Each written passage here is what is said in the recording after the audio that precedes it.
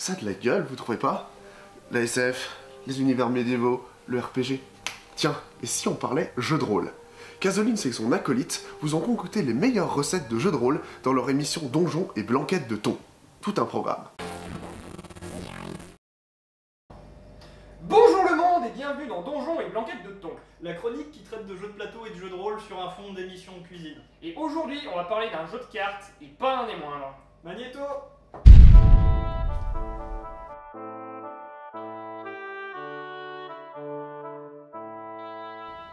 Vas-y Darky, dis-nous tout, alors à quoi allons-nous jouer de bon aujourd'hui? Ah, ceci, Munchkin. Et de quoi avons-nous besoin? Ah bah tu vas voir, c'est pas bien compliqué. Alors déjà, il nous faut des cartes, D'accord, un ensemble de règles, très bien. un D6. Un D6, juste un D6? Oui, t'inquiète, il n'y a pas besoin de plus. Un seul, ça suffit. Ok. Ensuite, il nous faut des personnages, des monstres et des situations complètement barrées. D'accord. Et du purée de génie de Steve Jackson. Tu oublies ça, tu peux rien en tirer de ta recette. C'est foutu. Effectivement, ce serait malo. Et puis, un peu d'huile de groville, et puis c'est bon. Tu l'as ton Munchkin. C'est pas plus compliqué que ça, c'est tout. Non, c'est une recette très simple, très économique. Simple, oui, mais pas simpliste. Effectivement, si un jeu de cartes comme Munchkin a sa place dans cette chronique, c'est naturellement parce qu'il renvoie à la culture rôlistique. Enfin, à la culture rôliste, quoi. Ici, il sera donc question de donjons explorés, de monstres à terrasser et de trésors à piller, le tout intégralement représenté par un ensemble de cartes. Pas le moindre plateau de jeu, tout n'est à faire que de cartes dans ce titre. C'est un peu le fils caché de Pathfinder et Uno. Tu le sens là, le crossover improbable? Et là, vous vous dites, Munchkin, en quoi ça consiste? J'allais répondre à cette question. Bah, vas-y, fais-toi plaisir.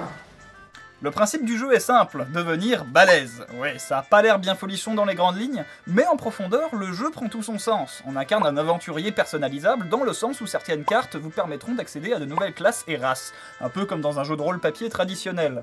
Chacun de ces changements vous octroiera de nouvelles capacités, parmi un panel très varié, tout ça dans un but très simple, farmer comme un chinois.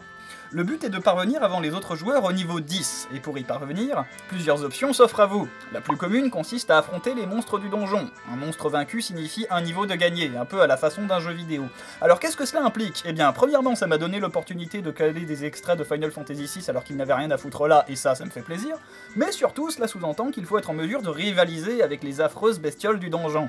C'est à ce moment-là que le titre du jeu prend tout son sens. Munchkin est le terme anglophone utilisé en jeu de rôle correspondant à l'équivalent français de gros bill. Un gros bill, c'est un joueur qui cherchera par tous les moyens à rendre son perso plus puissant au détriment du roleplay et de toute forme de logique. Mais si, vous savez, c'est le joueur un peu lourdin qui s'incruste au party et que personne ne veut. Une fois parvenu à l'intérieur du souterrain, la lumière fait défaut. Vous n'apercevez rien au-delà de 3 mètres devant vous. La cavité semble renfermer bien des mystères. Dans la pénombre, de légers grincements se font entendre. Surgit alors de l'ombre une douzaine de gobelins, jusque-là restés dissimulés. Je prends mon épée laser et j'ai bu tous. Mais tu vas pas tous les buter, ils sont au moins 12, tu vas te faire massacrer. Ah ouais, et bah j'utilise mon amplificateur magique que j'ai volé en butant le marchand, qui double mes dégâts, plus j'utilise ma compétence berserk qui triple mes dégâts. Alors, ça fait quoi? Ok, lance tes dés.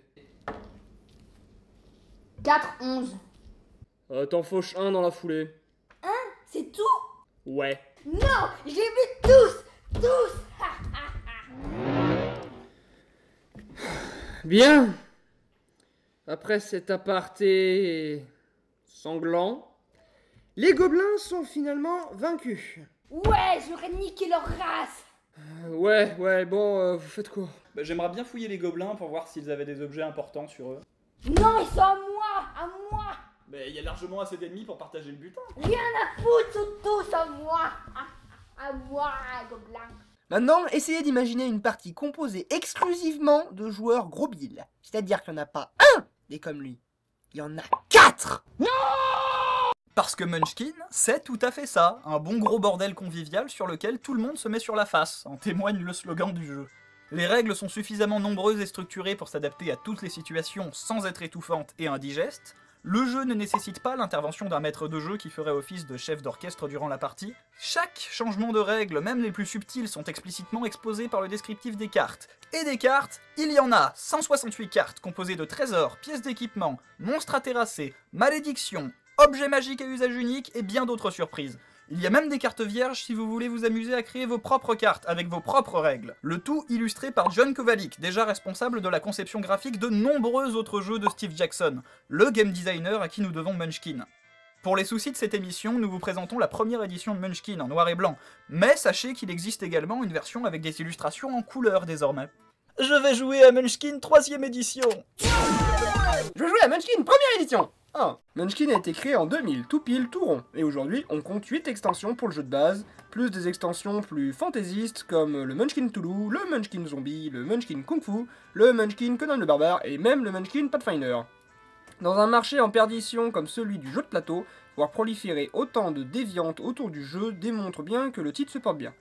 Ainsi, si vous ne connaissez pas Munchkin, donnez-lui une chance. C'est un excellent moyen de se fracasser les zygomatiques avec des copains dans un univers parodique d'Heroic Fantasy très accrocheur. Et qui sait, peut-être qu'un jour ce jeu s'ouvrira au monde, peut-être que sa réputation sera mondiale. On aura des chaînes de Munchkin sur le câble, cohabitant avec les chaînes de poker et de football, des championnats du monde de Munchkin avec des équipes sud-coréennes surentraînées. Peut-être même qu'un jour, nous aurons des shonen entièrement basés sur Munchkin, narrant l'épopée d'un jeune garçon souhaitant devenir le maître ultime du Munchkin. Peut-être asservira-t-il le monde, ce après quoi nous lui livrerons des sacrifices humains. Là, tu vas beaucoup trop loin. Ouais, je crois aussi, ouais.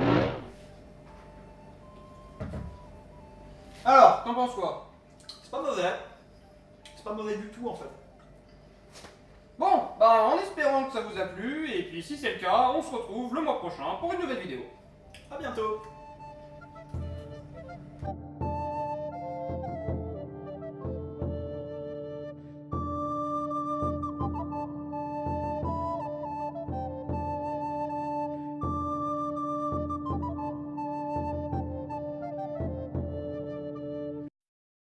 Oh, et Munchkin, c'est aussi le nom d'une variété de courge, mais ça, tout le monde s'en fout.